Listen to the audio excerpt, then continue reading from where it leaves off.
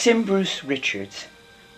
He was one of a small band of architectural dissenters, which every city harbors, if art is to live and renew itself. The architectural misfits tripled during the 50s. They were often Westerners like Bruce. In the early 20th century, we find the birth of a regional modernist identity with Irving Gill's early Cubist structures, such as the Scripps Cottage and Schindler, Lloyd Ruocco. They knew the land under their feet and what the sky held in store. In an instant, Bruce was snatched up by Wright, plucked out of his last year of art at Berkeley, and transported to Taliesin after Wright had seen a display of Bruce's weavings. Art and architecture became one for Bruce, forever inseparable. You didn't know Bruce, but if you had, you would remember that he had a lot of laughter in him. And would understand Jim's short sentences and give them back to Jim with a little tort or something. Bruce also was happy to invite Rhoda Lopez. She was a ceramicist, and she did great fireplaces, special brick decorations with some of Bruce's houses, so that they were at ease together, and it was just a case of Bruce's finding out how Jim worked and what he did, and it was just as exciting for Bruce as it could have been, because here was this youngster who could do anything, everything.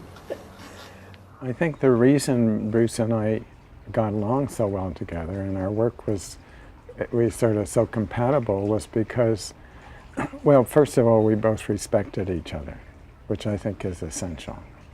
And secondly, I think we probably like to play. You know, I think to Bruce, life was a kind of was fun, and doing the building was fun, and I feel the same way. And then the third one is probably the connection to nature, and also the feeling that all things are connected together. So, no, it was, I know very well that without Bruce I wouldn't be doing what I'm doing now. It was his trust in me that was really essential in the beginning. No, but when you started the architectural work, in your 30s, Jim? No, I did the first job with Bruce about 21. When Bruce Richards designed this home for us 30 years ago, he introduced us to an artist named Jim Hubble.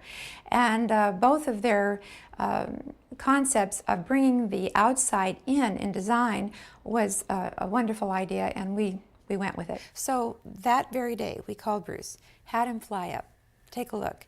Is this lot buildable? Could you do this house? Because we had already met him. We knew he was the one to design a house. Now we just had to find the lot.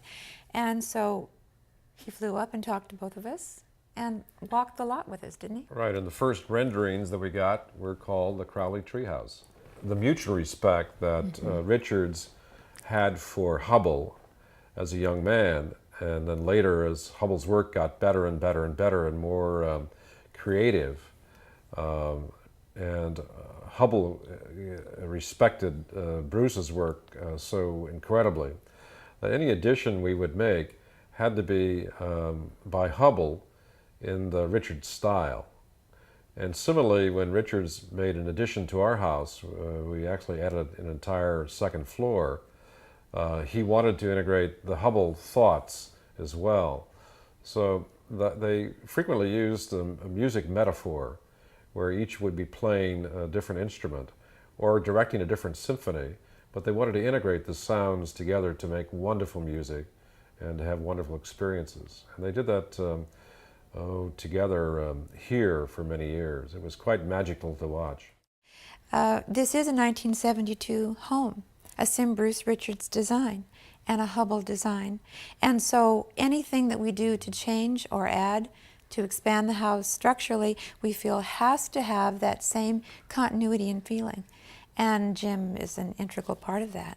He was really a residential architect. He was a person that really understood and loved to understand how people lived. I overheard Jim saying that he didn't want to do a job for somebody unless he would meet the wife or the husband, meet the whole team.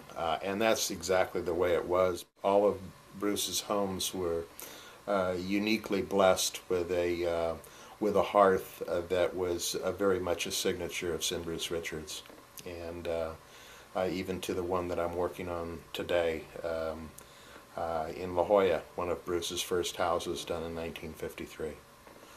Bruce uniquely opened up his buildings, the spaces where spaces would transcend over to other spaces, and he would do that by just lowering a wall that would typically be a separation of an entire room.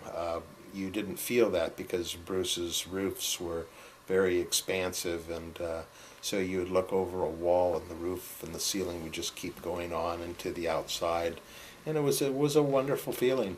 This was the first architect's office where I realized that there was an association of art and architecture that was very ingrained in this practice.